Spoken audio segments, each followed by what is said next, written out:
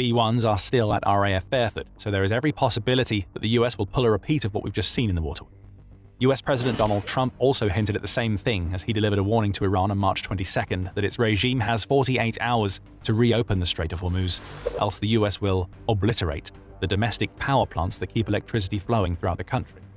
For its part, Iran doesn't seem to be backing down to these threats, at least not completely. The country's government speaker, Mohammad Bakr Kalibaf, has already taken to X to issue a response to Trump's threats, stating, "Immediately after the power plants and infrastructure in our country are targeted, the critical infrastructure, energy infrastructure, and oil facilities throughout the region will be considered legitimate targets and will be destroyed in an irreversible manner, and the price of oil will remain high for a long time." However, there are signs that the unrelenting pressure the US has put on Iran in the Strait of Hormuz is starting to have some sort of effect. On March 22nd, Reuters reported that Iran has said that it is opening up the strait to all ships, barring those that are enemy-linked. The move comes as Iran tries to seek a diplomatic solution to the mess that it's found itself in, though it's unclear what ships Iran will consider as being linked to the US. Of course, American ships attempting the Strait of Hormuz journey will fall into that category. But what about NATO-aligned merchant ships or vessels from countries that do business with the US? Will Iran still try to hit them? Or is this Iran's way of acquiescing to Trump's 48-hour deadline, while the regime continues to try to puff out its collective chest by claiming that it isn't capitulating?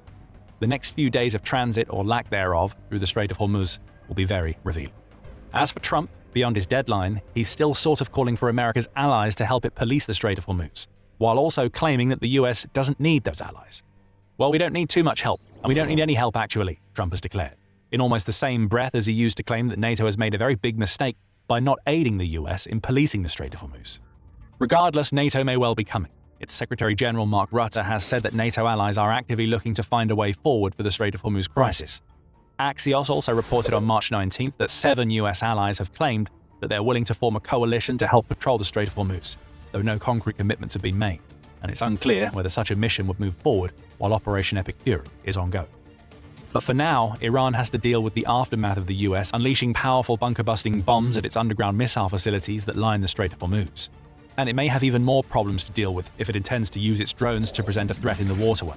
An unexpected helping hand is coming to the US and the Gulf states that Iran is threatening by way of Ukraine and its interceptor drones. Find out more about that in our video.